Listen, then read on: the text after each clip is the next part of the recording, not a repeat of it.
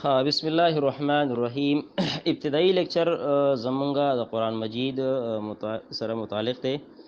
قرآن مجید او د قرآن مجید متعلقات یعنی د هغې سرچینو څومره هم مباحث دي، خاص کر په ټیسټ کې د هغې په باره کې چې کوم تپوس او پوښتنه کېږي، نو انشاءالله د یو څو موضوعاتو به د هغې به نن انشاءالله موږ به خپل کلاس کې په هغې باندې به بحث کوو. د ټولو نه اولنی بحث زمونږ سره د قرآن مجید په علومو کې هغه زموږ سره د حروف مقطعات واسطه.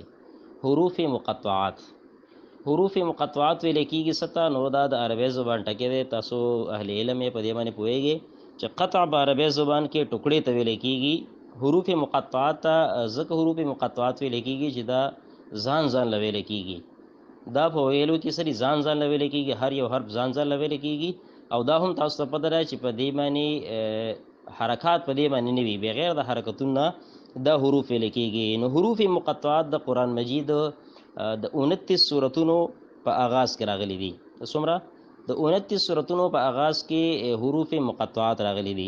بیا دغه 29 سورتونه فردر بیا ډیوایډ دي په دوه حصو کې. یو ته مکی سورتونه ویل کېږي، بل ته مدني سورتونه ویل کېږي. نو 25 سورتونه مکی دي چې په هغې کې حروف مقطعات راغلي دي، او د دې سره سره څلور سورتونه داسې دي چې هغه مدني دي چې په هغې کې حروف مقطعات راغلي دي.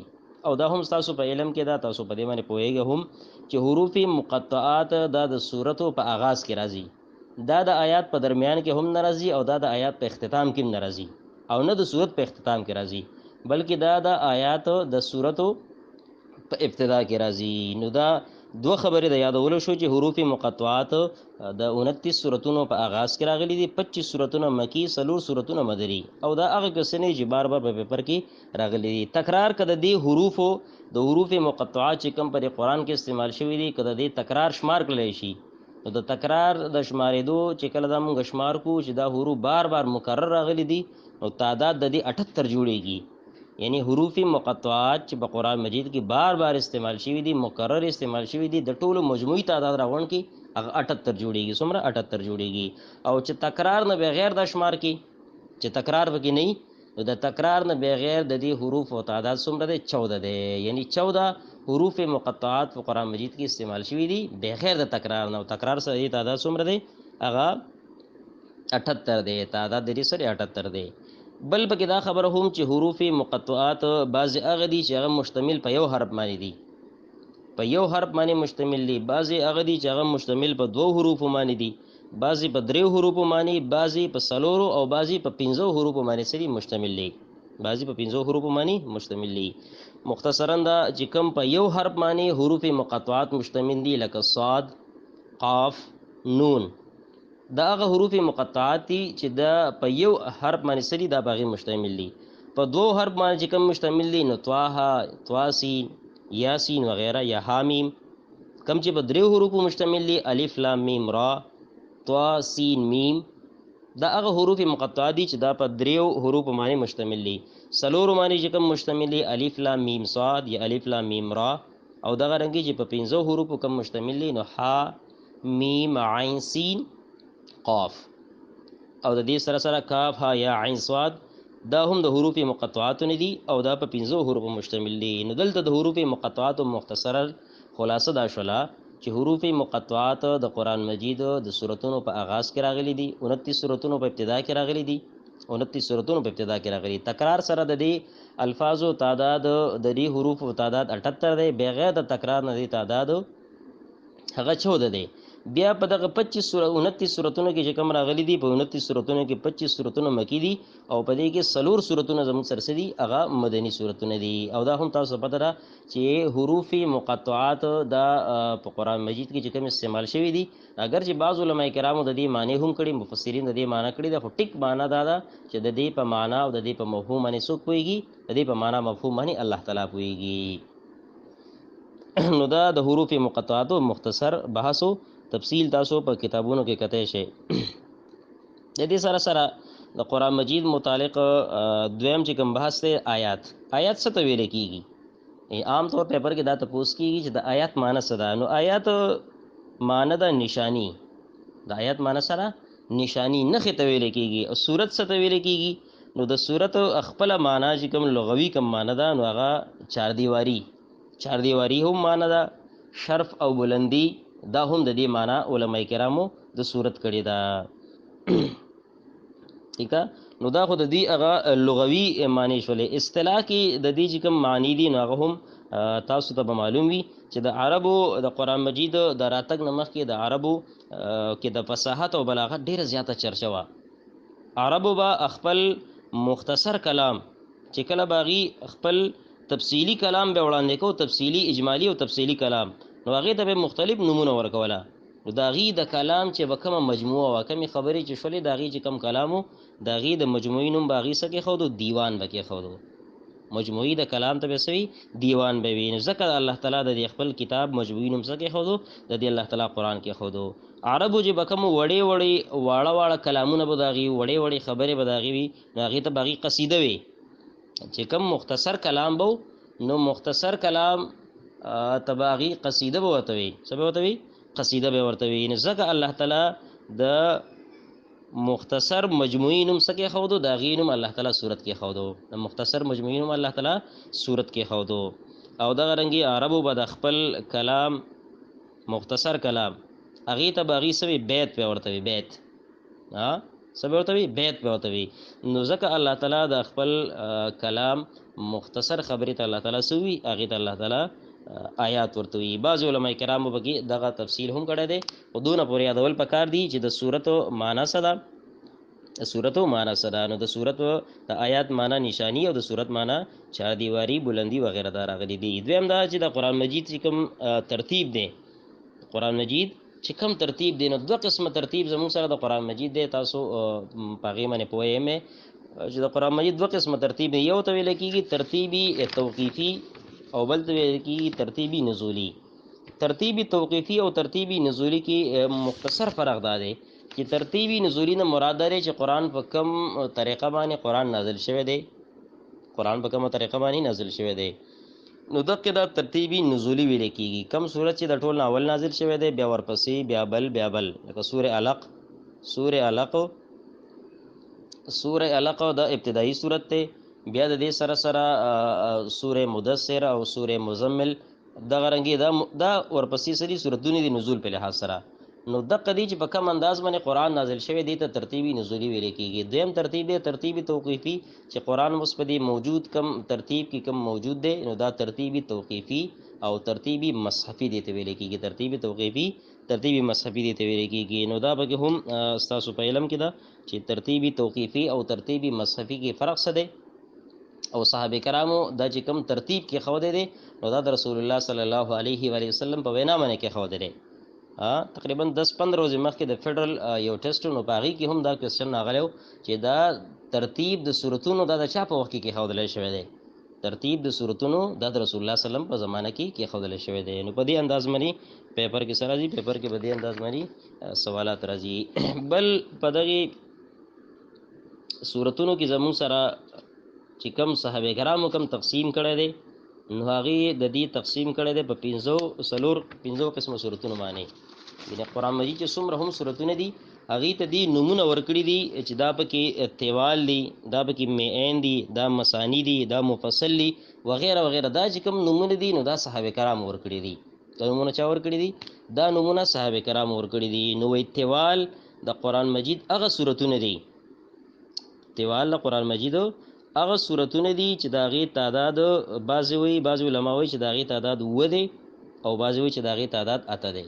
نو و سورتونه یا اته سورتونه د هغه سورتونه چې دې ته تیوال ویل کېږي او دا د قران مجید اوږده سورتونه دي.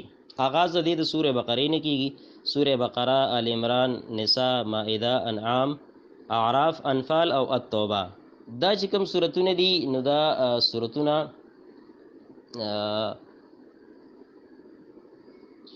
دې سورتونو ته ویل کېږي تیوال دي ته ویل کېږي. څه ته ویل کېږي؟ تیوال. نو تیوال نه مراد د قران مجید هغه سورتونه چې هغه اوږده سورتونه دي. دویم نمبر د قران مجید هغه سورتونه چې هغه ته میئن ویل کېږي. میئن د قران مجید هغه سورتونه دي چې د هغه د آیاتونو تعداد د 100 نه سیوا دی، چې د هغه د آیاتونو تعداد د 100 نه سیوا دی. د سوره یونس نه ترته د سوره فاتحه پورې، د سوره یونس نه د سوره فاتحه پورې چې کوم سورتونه دي نو دیتا میئن ویل کېږي. څه ورته ویل کېږي؟ دیتا میئن ویل کېږي. نو میئن سورتونو تعداد څومره دی؟ د دې سورتونو تعداد 26 دی. اوس په پیپر کې عام طور کپرس کدا ته پوښتنه شي مین کم سورتونو ته ویل کېږي، نو دا تاسو په ډېر کم کېږي. خو دا تاسو په کې دی چې د دې سورتونو تعداد څومره دی. نو دا فکر یادول پکار دی چې د دې سورتونو تعداد 26 دی. د دې سورتونو تعداد سره 26 دی. دا تیوالو تعداد 7 یا 8 دی او د میئنو تعداد هغه 26 دی. بل طرفته دریم نمبر چې کم تقسیم صاحب کرام کړي هغه ته ویل کېږي مثانی. مثانی د هغه سورتونه دي چې د هغې د آیاتونو تعداد د 100 نه کم دی. د هغې آیاتونو تعداد د 100 نه کم دی. نو چې د کومو سورتونو د آیاتونو تعداد د 100 نه کم وي نو هغې ته به موږ څه وایو؟ مثانی به ورته وایو. دا دې آغاز کېږي د سورې یاسین نه درته د سورې قاف پورې. سورې یاسین نه د سورې قاف پورې چې دا کم سورتونه دي نو دې ته څه ویل کېږي؟ دې ته مثانی دې ته ویل کېږي. د دې سورتونو تعداد څومره دی؟ 15.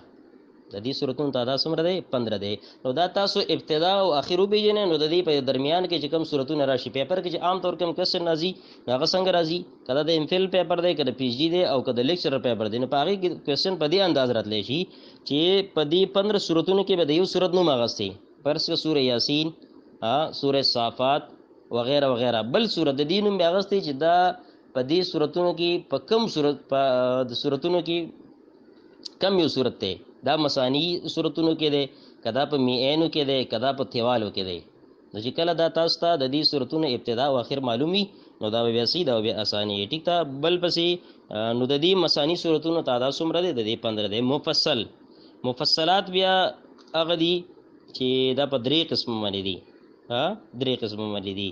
نو مفصل د سورې زاریات نه د سورې ناس پورې چې کوم دي دا ټول مفصلات دي. بیا د قاف نه والا تر مرسلات پورې تیوالی مفصل، د نبنا د سورې نبا یعنی اما یتسالون والا البینه پورې، او سات مفصل، او د زلزال نه د ناس پورې قصار مفصل. د دې سورتونو تعداد څومره دی؟ 64 دی. د دې سورتونو تعداد سره 64 دی. دا ما زر زر زکوي چې دا سونه تاسو ته معلوم دي. دا بار بار تاسو لوستلی دي. د علوم قرآن په کتابونو کې هم موجود دي، په نوټس کې هم موجود دي. خو چې دونه صرف یو ځل زمونږ دا خبر د ذهن نه تیر شي. بعضې ملګري پکې داسې دي چې هغې صرف ماسټر کړی او دا سونو ته معلوم نه دي. بعضې ملګري خو پکې داسې دي چې هغې بار بار په دې سونو باندې هغې ریویژن شوی دی، پړاو کړي به هم وي او لوستلي به هم وي. نو دا د هغې لپاره څه مشکل نه دي. خو چې کومو خلکو یو ځل ویلي دي او د هغې بار بار بیا دوباره راغستې نه دي نو ظاهره خبره ده چې د هغې لپاره په دې باندې مشکل پیدا کېدی شي. څه پیدا کېدی شي؟ مشکل پیدا کېدی شي. بل زموږ سره د قرآن مجید په علومو کې د هغې په مباحثو کې چې کوم یو ضروري بحث دی نو هغه د منزلونو بحث دی.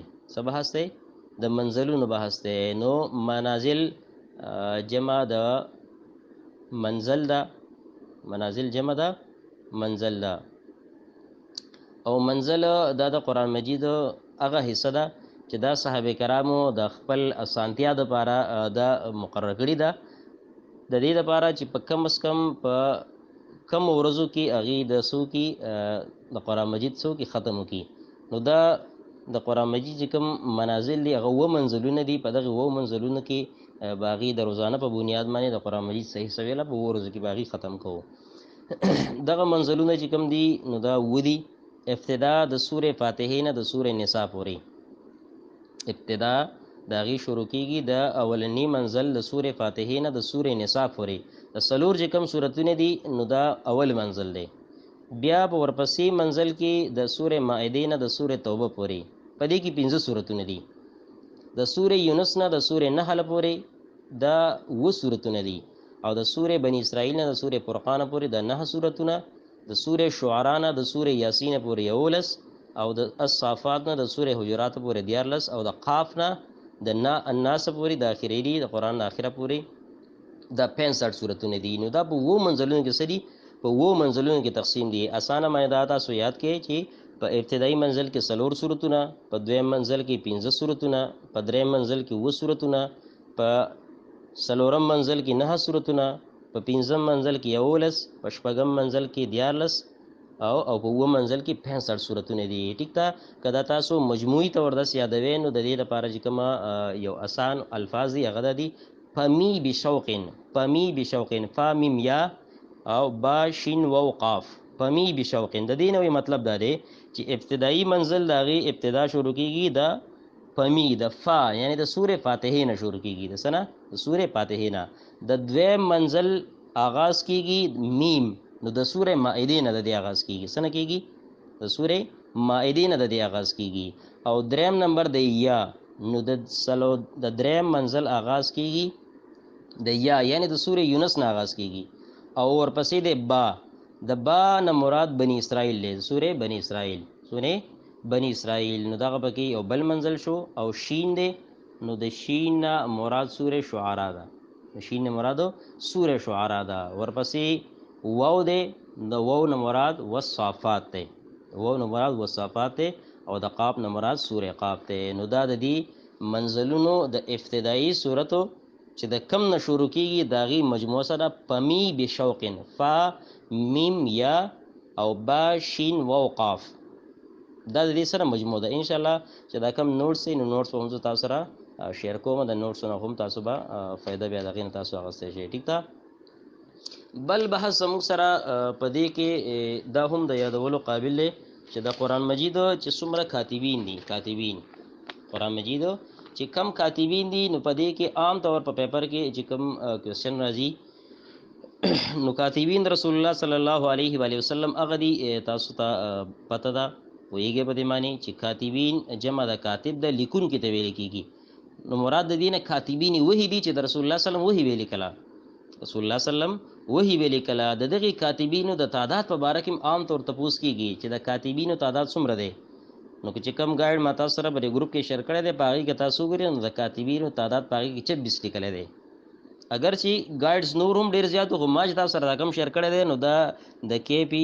د لیکچر د پیټرن مطابق ته او چې کم ټیسټونه دوه درې ټیسټونه کم شوي دي نو پاغي کې اکثریت هم د دې گایډ نسلی راوستل شي ځکه ما دا تاسو ته ریکمند کړی دی خپل باندې هم دغه ګورو او تاسو لپاره هم دغه ریکمند کړی دی ٹھیک ده نو پدې کې د کاتبین وਹੀ تعداد څومره لیکل 26 لیکل کاتبین تعداد سره هغه 26 دی بل پکې دا خبر یادول پکار دی بدی کې خلک اکثر کنفیوز کیږي چې د کاتبین وਹੀ تعداد خو 26 دی کاتبین وਹੀ تعداد خو 26 دی خو پدې کې کم یو کاتب داسې دی چې هغه اولنې وਹੀ لیکلی ده کم یو کاتب داسې دی چې هغه په مکی مکرمه کې اولنې وਹੀ لیکلی کم کاتب داسې چې په مدینه منوره کې اولنې وਹੀ لیکلی ده او کم یو کاتب داسې دی چې هغه رسول الله صلی الله علیه وسلم اخیرنه وਹੀ چې کوم لیکلی ده هغه کاتب نوم یاد کړي نو عام طور پیپر کې دا کوېسچن هم د قشانت راځي په دې کې معروضی سوالات راځي مخکې ما تاسو وی چې په دې کې تاسو نه علمی تپوس نه کیږي چې یا د فقه یو جزئیه یا یو کلیه یا د قران یو آیات او دغه خلاصه او دغه د معنا د مفهوم دغه د ترجمه د دې په اړه کې بالکل په پیپر کې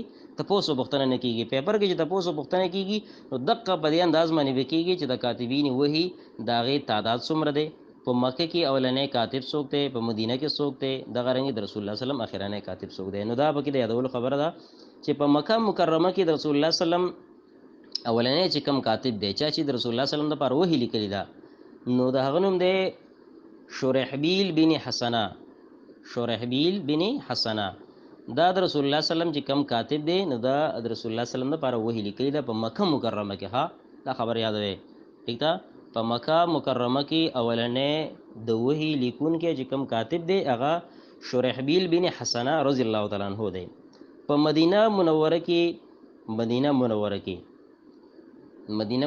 کې چې کم کاتب دی د رسول الله صلی الله علیه و علیه وسلم دا غنوم دی حضرت ابی ابن کعب رضی الله تعالی عنہ دا هغه کاتب دی چې د رسول الله صلی الله علیه و علیه وسلم د لپاره سلی کړی دی رسول الله صلی الله علیه وسلم لپاره د وਹੀ لیکلی دا رسول الله صلی الله علیه وسلم لپاره وਹੀ لیکلی دا او دا خبره پکې هم یاد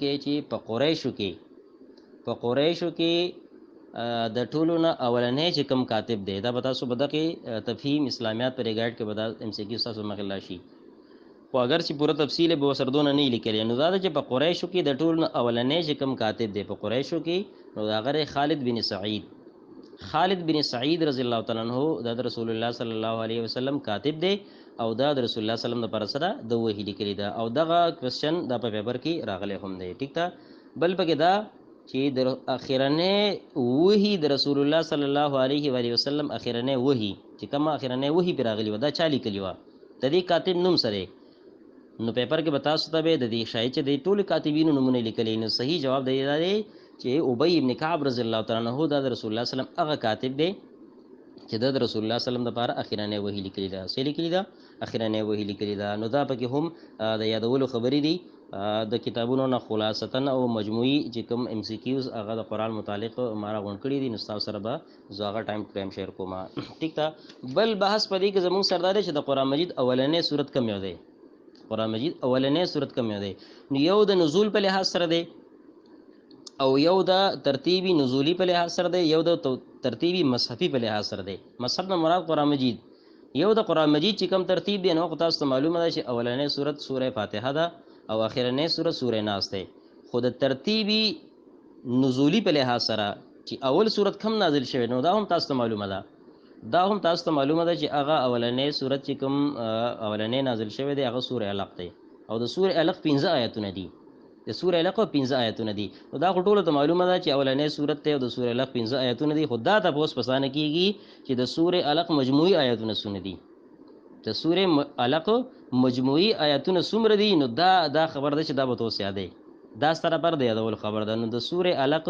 مجموعي آیاتونه څومره دي هغه 19 آیاتونه دي د سوره علق مجموعي آیاتونه هغه 19 آیاتونه دي ټیک ته د دې سره سره په پیپر کې عام طور چې کوم تپوس کیږي لکه بعضی ډیر اسانه سن تپوسونه کیږي ډیر اسان تپوسونه کیږي او بعضی پکې دومره مشکل تپوسونه کیږي پس اسانه اوس تپوس شي چې دا قران مجید د ټولو افضل آیات کم یو دی افضل آیات په قران مجید کې دی هغه سوره په سوره بقره کې موجود دی آیت نمبر 255 او آیت الکرسی نو دا خدا ته معلوم دی چې د دې صورت آیت الکرسی د ټول افضل آیات دی خدا نمبر به تا ته نه یاد ستانه به دغه نمبر په اړه کې تاسو کوي چې د دې صورت چې کوم آیات ته نو د دې آیات نمبر وایا نو د آیات نمبر سره هم یادول پکار دي دا سيزونه به په دې ډسکشن کې په دې اوریدو باندې او په بار په تکرار باندې بدايه دیږي دا په دسي په مطالعه باندې دیږي چې یو ګورم دا بار ایریږي دا فګر یادول نه دي فګر یادول دا ډیر مشکل دی کنسپټ کلیر کېدل دا ډیر زیات آسان دي خو فګر یادول دا ډیر زیات مشکل دی نو دا به هم راتلی شي چې افضل آیات قران مجید سوره آیت الکرسی دی خداغي نمبر وای نو د آیات نمبر 255 دی آیات نمبر 255 دی ټیک تا نو مخکې موي چې ترتیبی نزولی په لحاظ سره خداغه دی ترتیبی مصحفی او توقیفی په لحاظ سره نزولی په لحاظ سره سوره علق اولنې دی خدا دا به کې ډیر کم خلکو ته دا کوېسچن ام سی کیوز وبکې یادي چې ترتیبی نزولی په لحاظ سره خو اولنې سوره علق ته خو اخرنه صورت کم یو دی اخرنه صورت ترتیبی نزولی په لحاظ سره 114 نمبر چې داغي نزول لینو هغه کم یو دی هغه سوره مائده دی سوره المائده دا د قران مجید هغه سورته چې د دې د نزول ترتیب چې کوم نه غسره هغه 114 واده سره 114 واده بل بکې د یادولو خبره بل بکې دا چې د قران مجید د ټولو نه اوږد صورت کم یو دی نو دا خبر تاسو ټول د پدې چې اوږد سورته قران مجید سوره بقره دی آیاتونه څومره دي آیاتونه 286 دا هم معلوم دي